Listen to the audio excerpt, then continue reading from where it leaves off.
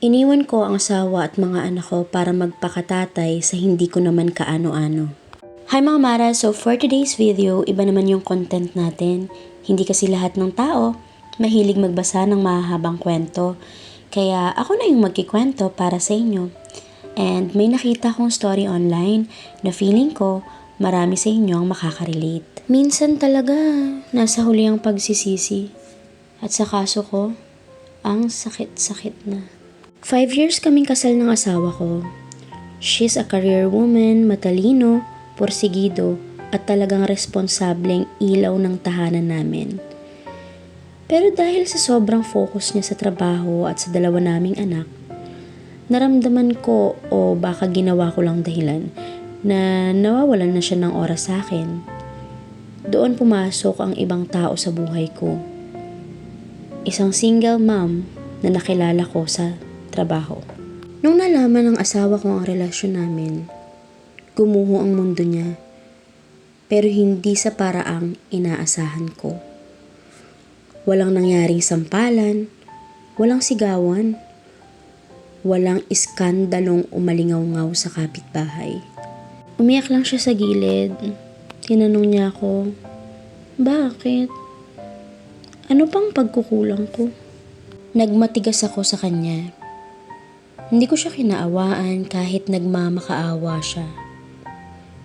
Lumuhod pa siya sa harap ko para lang sa mga anak namin. Pero ako, nilamo ng bugso ng damdamin dahil sa bago ko. Sabi ko sa kanya, hindi na kita mahal. Gusto ko na ng annulment. Nakita ko sa mga mata niya yung sandali na sumuko na siya. Inabot ng mahigit 1 taon ng proseso. Sa buong panahon na yun, hindi niya pinagkait ang mga bata. Pwede ko silang dalawin anytime. Nagpapadala pa rin ako ng sustento. Pero aaminin ko, madalas akong madelay. Kasi yung bago kong kinakasama, palaging may kailangan. Kulang pa ang pera ko para sa anak niya, sa mga luho niya, at sa pang-araw-araw namin. Never nagreklamo sa delay ang asawa ko. Sabi niya lang, ayos lang, naiintindihan ko. Basta wag mong kakalimutan ng mga bata ha. Ang luwag niya, ang bait niya pa rin. Akala ko tanggap niya lang talaga na talunan siya. Nitong nakaraang buwan, doon ko na-realize, doon nauntog yung ulo ko.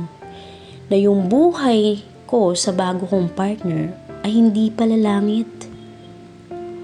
Puro away lang kami. Puro sumbatan at ramdam kong ginagawa lang akong gatasan para sa anak niya habang ang sarili kong mga anak ay napapabayaan ko na.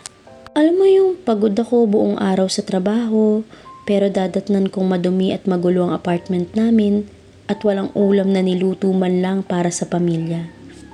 Isang hapon, pumunta ako sa bahay namin. Yung dati naming bahay para dalawin ng mga bata nang hindi nagsasabi. Pagdating ko, may nakaparadang SUV sa labas. Sumilip ako sa pinto dahil nakabukas naman. Nakita ko yung ex-wife ko, nakangiti siya. Yung ngiting matagal ko nang hindi nakikita sa kanya.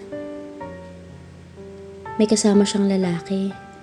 Maayos manamit, mukhang kagalang-galang. At ang masakit, buhat-buhat nung lalaki yung bunso ko habang tinutulungan ng panganay ko sa assignment nito. Kitang-kita ko kung paano alagaan ng lalaki ang mag-iina ko. Masaya sila, mukha silang buong pamilya. Sinubukan ko siyang kausapin nung nakaalis na yung lalaki. Sabi ko, baka pwede pa nating subukan. Nagkamali ako and na-realize ko na kayo pala ang mahal ko. Tinignan niya lang ako. Hindi na may galit, kundi may awa. Sabi niya sa akin, late ka na?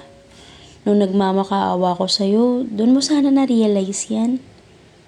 Pinirmahan na natin yung papel. Malaya ka na, di ba? Hayaan mo na rin akong maging malaya at sumaya sa taong pinili kaming tatlo. noong mga panahong itinapon mo kami. Ngayon, eto ko sa apartment namin ng bago kong pamilya. Pinapanood ang mga post niya sa Facebook kung gaano sila kasaya. I left a diamond for a stone. At ngayon, wala na akong babalikan.